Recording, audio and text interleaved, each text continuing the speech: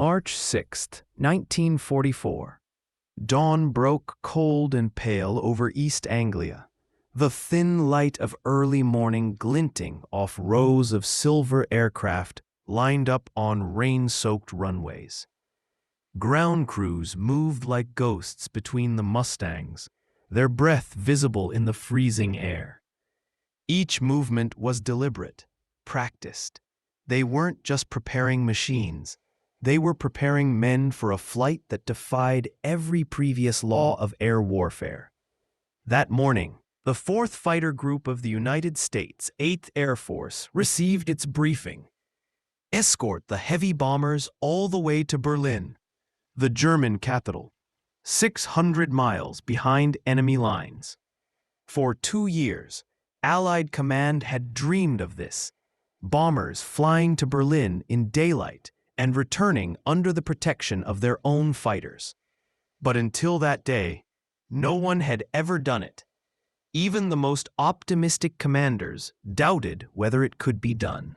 The Luftwaffe's domain began where Allied fighters had to turn back. Beyond that invisible line, the sky belonged to Germany, and Berlin was deep inside it. Inside a dimly lit Nissen hut at Debden Airfield, Colonel Donald Blakesley stood before his pilots. A map of Northern Europe was pinned to the wall, lines drawn in chalk, arrows marking routes, estimated enemy defenses, and return vectors. Blakesley's reputation was already legendary. He'd flown with the RAF's Eagle squadrons before America even entered the war. He was known for one commandment: get your men home. But this mission, this one was different. Even for him, the stakes were enormous. He looked at his men, veterans and rookies alike, and said what every pilot knew, but none would admit aloud. This one's the big show, boys. The first time to Berlin. Let's make it count. Outside, the roar of Merlin engines began to rise, a mechanical symphony of purpose. Ground crew finished fueling, bolting on 108-gallon paper drop tanks under each wing. They checked ammunition belts, 6.50 caliber guns, 3 per wing, 1,800 rounds of hope. Every rivet, every gallon of high-octane fuel, every weapon would have to perform perfectly, because a single malfunction, a coolant leak, a fouled plug, meant death over enemy territory. At 7:42, the first Mustangs lifted off. One after another, 40 aircraft clawed into the mist-gray sky, their propeller blades slicing through fog and exhaust. Within minutes, they formed up, sleek, silver, and deadly. Below them, hundreds of B-17 Flying Fortresses and B-24 Liberators droned eastward in long columns, carrying thousands of bombs destined for the industrial heart of Berlin. To the men inside those bombers, the small silver fighters above them were a lifeline. They called them their little friends. For the first 2 hours, the flight was routine, crossing the English Channel, then over the Netherlands. But once they crossed into central Germany, things changed. Radar stations in Bremen, Hanover, and Magdeburg picked up the formations. The Luftwaffe scrambled everything it had. At German airfields from Rhine to Wernigerode, pilots ran for their aircraft, Bf-109Gs and FW-190As, engines coughing to life in the cold. Luftwaffe ground controllers shouted into radios, Amerikaner über Magdeburg, Höhe 30,000, Americans over Magdeburg, altitude 30,000 feet. Within minutes, the air was full of contrails, twisting, merging, spiraling. Dozens of German fighters climbed toward the oncoming formation, knowing the bombers were within striking range. They expected the usual, that the escort would soon turn back, leaving the bombers alone. But the P-51s didn't turn. They kept climbing, higher, faster, farther than any single-engine fighter had ever gone before. Somewhere near Wittenberg, the first German formation appeared, 40 fighters diving out of the sun. Colonel Blakesley ordered his group to break formation and engage. Major James Goodson, a seasoned ace, spotted a pair of Messerschmitts turning to intercept the bombers. He dove, throttles wide open, and closed to 200 yards. The Mustang's 6 Brownings roared in unison. Both 109s disintegrated in midair, fragments spinning into the clouds below. Across the sky, dozens of separate dogfights erupted simultaneously. Lieutenant Howard Hively tangled with a group of FW-190s near Brandenburg, claiming one destroyed and another probable before diving away through tracer fire. The radio crackled with frantic voices, call signs, altitude reports, mayday calls, and confirmations of kills. By the end of the engagement, Luftwaffe losses were catastrophic, between 66 and 81 aircraft destroyed, though American claims at the time were higher due to overlapping reports. But the victory came at a cost. 69 bombers shot down and 11 fighters lost, 4 from Blakesley's own group. Still, the impossible had happened. The bombers had reached Berlin. From 25,000 feet, American pilots saw the German capital for the first time, a sprawling sea of factories, rail yards, and smokestacks. Anti-aircraft fire rose in black bursts, the city ringed by 88mm guns firing continuously. But the bombers held steady. Berlin was bombed again, and when the smoke cleared, the P-51s were still there, circling high above the city, daring the Luftwaffe to rise again. That day, the myth of German invulnerability shattered.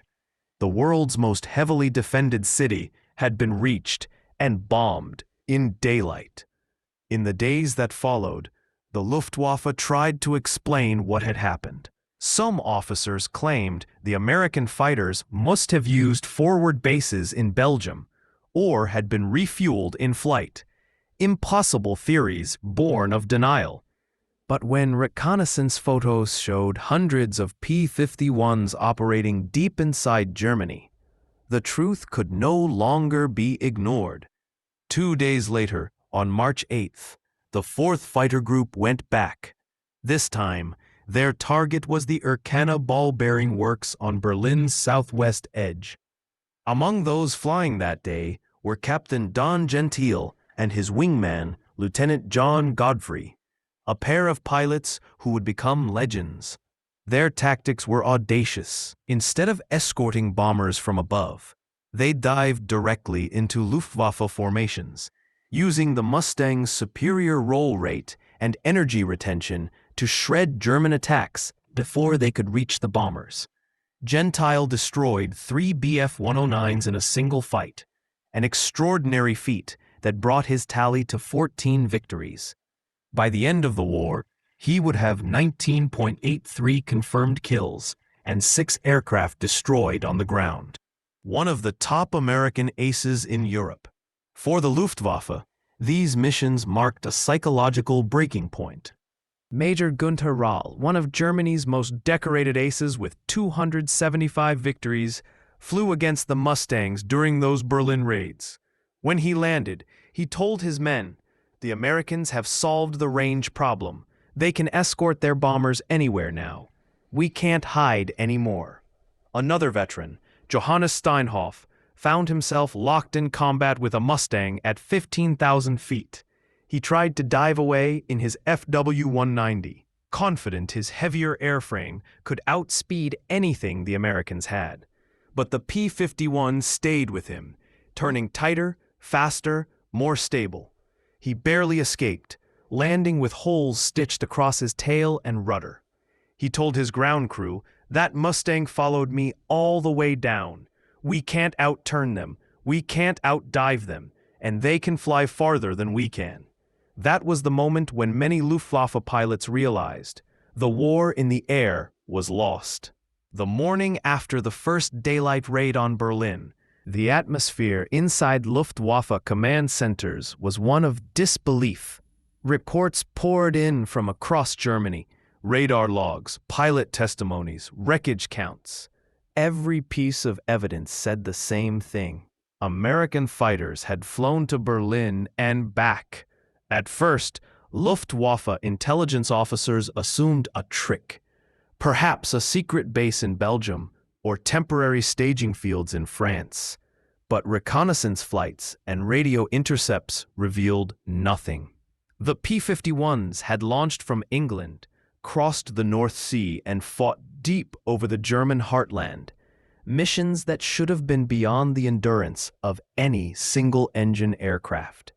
This realization struck fear into the very core of the Luftwaffe command structure, because it meant something unthinkable had just happened. The air war's geography had changed. For the first time in history, there was no safe sky over Germany. General Adolf Galland, the charismatic, cigar-smoking commander of Germany's fighter arm, read the combat reports in silence. His pilots were the best trained in the world, men who had once dominated the skies from Warsaw to Stalingrad. But now they were being hunted even above their own airfields. He turned to his staff and said quietly, "If they can escort bombers to Berlin, then they can escort them anywhere. The Reich is open." In private, he admitted something darker, that the Luftwaffe, once the most feared air force on Earth, was now fighting a war it could no longer win.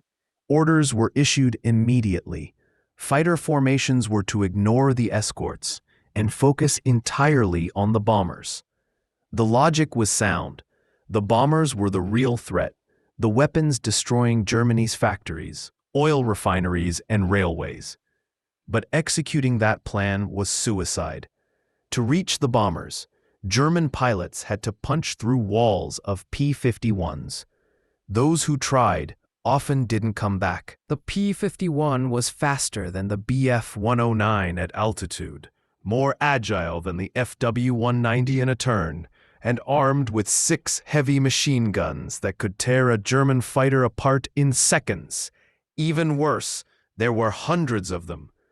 By late March 1944, entire waves of Mustangs roamed the skies over Germany. They weren't just escorting bombers anymore. They were hunting. At dawn, before the bombers even appeared, American fighter groups began flying independent sweeps deep into German airspace. Their mission was simple: find and destroy enemy aircraft before they could take off. They struck airfields at Kassel, Frankfurt, Braunschweig, and Leipzig, catching the Luftwaffe on the ground. Mechanics scrambled to pull chocks from fighter wheels as P-51s roared in low at treetop height, guns blazing. Ammunition dumps erupted. Fuel trucks exploded into fireballs. Wings were shredded. Aircraft torn apart before their engines ever left the runway. One Luftwaffe mechanic later recalled, "We used to fear the night bombers, but now daylight was worse. Every morning we expected them, low, fast, unstoppable. There was no hiding anymore. German engineers scoured the wreckage of downed P-51s, searching for answers. How could these fighters possibly fly so far? They examined the remains of dropped tanks, the lightweight paper fuel tanks made by the British firm Batashu Company, 108 gallons each, pressed from treated cardboard and coated in resin. When empty, they were jettisoned before combat, leaving no trace. But what shocked German analysts was what they didn't find. There was no secret modification, no hidden fuel compartments, no revolutionary engines. The truth was brutally simple. The Mustang had been designed, from its very first blueprint, for range. Its fuselage carried 180 gallons internally. Its laminar flow wing reduced drag by nearly 20%, and the Rolls-Royce Merlin engine, license-built by Packard in the U.S., achieved astonishing fuel efficiency at high altitude. It wasn't magic, it was engineering. The Americans had built the first fighter that could escort bombers to any target in Europe and still come home. The Germans had never thought it possible because they'd never tried. Between March and April 1944, Germany's fighter arm suffered catastrophic losses. Over 400 experienced pilots were killed or captured in a single month. Most were veterans, men who had survived years of war in Russia and the Mediterranean. Their replacements were barely trained teenagers with fewer than 200 total flight hours. The Luftwaffe's training schools could no longer keep up. Fuel shortages, Allied bombings, and the destruction of training bases left entire squadrons grounded. One report from a flight school near Munich read simply, "No fuel for instruction.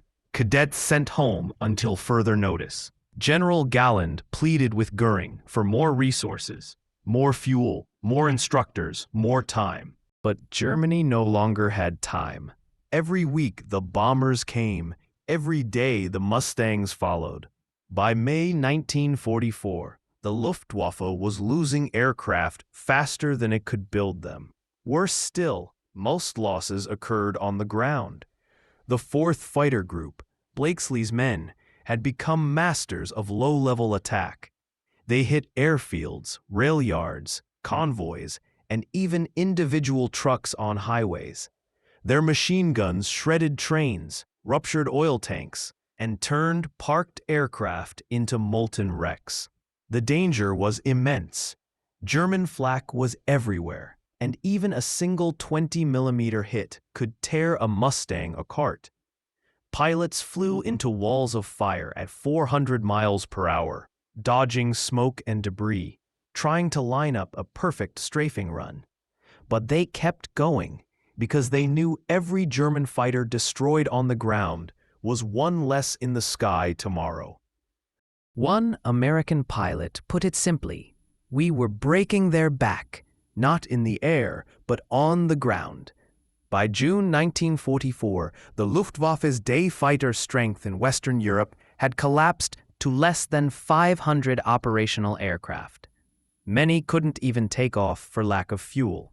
While pilots became heroes, the war behind the scenes was fought by the unsung, the ground crews. They worked 12-hour shifts, 7 days a week, in mud, snow, and freezing wind. Engines had to be replaced in the open, sometimes in the middle of the night. Every morning before dawn, crews armed guns, checked magnetos, refilled oil, replaced fouled spark plugs, patched bullet holes with riveted aluminum, and reloaded ammunition belts. 1,800 rounds per Mustang, all inspected by hand. The P-51 was a masterpiece, but it was also fragile. A tiny coolant leak could seize the Merlin engine within minutes. A loose hydraulic line could jam landing gear or flaps. The mechanics knew that a single oversight might cost a pilot his life, so they worked until their fingers bled. As one crew chief later said, "Every time my pilot took off, it was like my heart went with him, and when he came back, that was my victory." By April 1944, bomber losses over Germany dropped from 8% per mission to less than 2%. Air superiority, once a distant dream, had become reality. Germany's oil plants, ball-bearing factories, and rail yards were in ruins. Entire cities burned nightly under RAF attacks and by day under the U.S. 8th Air Force. By the time Allied troops landed in Normandy on June 6, 1944, the Luftwaffe managed fewer than 100 sorties over the beaches, while the Allies flew over 14,000. The sky over France belonged entirely to the Allies, and it was the P-51 that made it possible. By autumn 1944, the Luftwaffe was little more than a name. Pilots flew with minimal training, short on fuel, short on hope. The once mighty defense of the Reich had become a desperate, one-sided struggle. Colonel Donald Blakesley, the man who had led the first mission to Berlin, had flown more than 1,000 combat hours by October. Command grounded him, fearing he'd be lost. He was devastated. He had spent nearly every day of the war in the sky, and now he was told his war was over. His men continued flying without him, eventually becoming the highest-scoring American fighter group in Europe, with over 1,000 confirmed kills. When the war ended, Allied investigators interviewed captured German officers. Hermann Göring, once the supreme commander of the Luftwaffe, gave a startling admission. He said, "When I saw Mustangs over Berlin, I knew the war was lost." Even he understood what the aircraft symbolized, not just technological superiority, but strategic inevitability. The P-51 had broken Germany's last shield. General Henry Hap Arnold called it one of the miracles of the war. Senator Harry Truman's committee described it as the most aerodynamically perfect pursuit plane in existence. And bomber crews gave it the name that said it all, Little Friend. Wars are not won by machines alone, but by the men and women who make them work. Pilots who flew 6-hour missions, knowing one mistake meant death. Mechanics who rebuilt engines in the rain. Engineers who perfected wings that sliced through the thin air over Europe. Factory workers who built 18,000 Mustangs in just 3 years. The Mustang didn't just escort bombers, it escorted the Allies to victory. By the summer of 1944, the roar of engines that once filled the skies of Germany had begun to fade. Fewer planes took off, fewer came back, and somewhere deep inside the forests near Berlin, Luftwaffe generals faced the question no one dared to speak aloud. What happens when we can no longer defend the Reich? It was a question that echoed across command bunkers and airfields from Hanover to Vienna, because by then, the air war was no longer about victory. It was about survival. Hermann Göring, once the confident, gold-braided architect of the Luftwaffe, had become a hollow figure. Every morning, his aides laid out the latest loss reports. Fighter wings reduced from 120 aircraft to 40, to 15, sometimes to none. Entire squadrons simply ceased to exist. Even the most loyal officers began to lose faith. Some quietly whispered that Göring had betrayed them, that he spent more time at his Karen Hall estate than in the operations room. Others blamed Hitler himself, whose obsession with offense blinded him to reality. In one heated meeting at the Führer's headquarters, General Adolf Galland clashed openly with Göring. The room fell silent as Galland, the most respected ace in Germany, spoke bluntly. "We are not losing because our pilots lack courage. We are losing because our leadership refuses to face the truth." Göring, red-faced and furious, shouted him down. But the truth lingered in the air like smoke, because everyone in that room knew the Luftwaffe was dying. By mid-1944, the Allied air forces were flying over 10,000 sorties per day. Germany could manage barely 1,000, and of those, nearly half were reconnaissance or emergency supply flights. Fuel reserves dropped to crisis levels. Entire fighter wings were grounded, not for lack of planes, but for lack of gasoline. In 1 month alone, Allied raids destroyed over 90% of Germany's synthetic oil production. A pilot could spend months training, take off once, and never fly again. The Luftwaffe had become a ghost of its former self. Thousands of aircraft on paper, almost none in the air. Behind every German pilot who took off in 1944 stood a life filled with exhaustion, fear, and loss. Most were no longer hardened veterans, but teenagers, boys barely old enough to shave. They flew into combat against seasoned American aces with hundreds of missions behind them. One young German pilot, captured after bailing out near Liège, told his interrogators, We knew they would be waiting for us, but orders were orders. We took off anyway. Another, who survived only 2 missions, wrote in his final letter home, "The sky is full of them, silver, endless. You can't hide, you can't run. You just hope they don't see you first." This was the war's cruelest irony. For years, German pilots had ruled the air with impunity. Now, the hunters had become the hunted. American bomber crews spoke of a strange new phenomenon during missions over Germany in late 1944: silence. In 1943, every run had been chaos. German fighters attacking in waves, flak bursting like fireworks. But by the end of 1944, there were days when the bombers saw no opposition at all. Their gunners would scan the horizon and see nothing but contrails. Allied contrails. That emptiness was not peace, it was defeat. And the German population knew it. Citizens in Berlin, Hamburg, and Munich looked up and saw swarms of American planes passing overhead. Unchallenged, they began to understand. The war was lost long before the front lines reached their cities. On January 1st, 1945, in one last act of defiance, the Luftwaffe launched Operation Bodenplatte, a massive surprise attack on Allied airfields in Belgium and the Netherlands. It was meant to be a lightning blow, to destroy hundreds of Allied aircraft on the ground and give the German army breathing room in the Battle of the Bulge. At dawn, over 1,000 German fighters roared westward.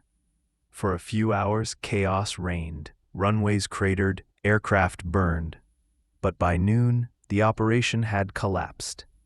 Poor coordination, faulty maps, and Allied anti-aircraft fire turned the attack into a slaughter. Of the 1,000 German planes that took off, nearly half were destroyed. Among the dead were many of Germany's last experienced pilots. The Luftwaffe never recovered. From that day onward, it ceased to exist as an effective fighting force. By spring 1945, the Allies owned the skies absolutely. The P-51 Mustangs no longer just escorted bombers. They were now hunting trains, convoys, bridges, and troop columns. Every road, every railway line, every river crossing in Germany became a death trap. The Luftwaffe's own officers admitted in their final reports, "Movement by day is suicide." American fighter groups attacked anything that moved: tanks, trucks, even horse-drawn wagon. German soldiers learned to hide under trees, in barns, or in tunnels whenever they heard the distant hum of engines. One Wehrmacht survivor said later, "The front wasn't decided by the men on the ground. It was decided by the men in the sky." When Soviet tanks rolled into Berlin in April 1945, they found the once great Luftwaffe bases eerily empty. At Tempelhof Airport, hundreds of aircraft stood abandoned, out of fuel, out of parts, out of hope. Their engines would never turn again.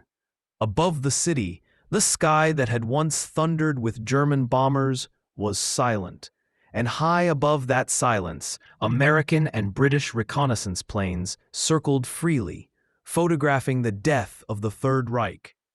In a single decade, Germany had gone from dominating the air to being unable to touch it. When the war ended, Allied intelligence officers interviewed dozens of captured German generals and pilots. Their answers were nearly identical. Major Gunther Rahl, one of Germany's top aces, said, "We were not beaten in the air by bravery. We were beaten by production, by fuel, by tactics, and by the P-51. General Galland put it even more bluntly. It was not just a plane, it was a symbol of what Germany could no longer do. And then there was Göring's confession, the one that history never forgot. When I saw Mustangs over Berlin, I knew the war was lost. The P-51 Mustang was more than a fighter. It was the bridge between two worlds, between the desperate improvisation of the early war and the total technological dominance of the modern age. It proved that air superiority was not just an advantage, it was the key to victory itself. No matter how powerful your armies, no matter how advanced your weapons, if you do not control the skies, you cannot win. From that truth, every modern air force was born. From Korea to Vietnam, from Iraq to Ukraine, every pilot since has flown in the shadow of the Mustang. Today, when a restored P-51 roars across an air show sky, the sound seems almost gentle, a polished echo of a forgotten war. But for the men who once flew them, that sound carries the weight of history, of comrades who never came home, of missions where the odds were impossible, of a time when freedom itself depended on a handful of young men and their little friends. The Mustang didn't just change the course of the war, it changed the definition of air power forever. As the smoke of war cleared and the guns fell silent, a strange peace settled across Europe. Airfields that once trembled under the weight of constant takeoffs now lay still, their runways cracked, their control towers quiet, their hangars filled with broken wings. The war in the air was over, but its echoes remained.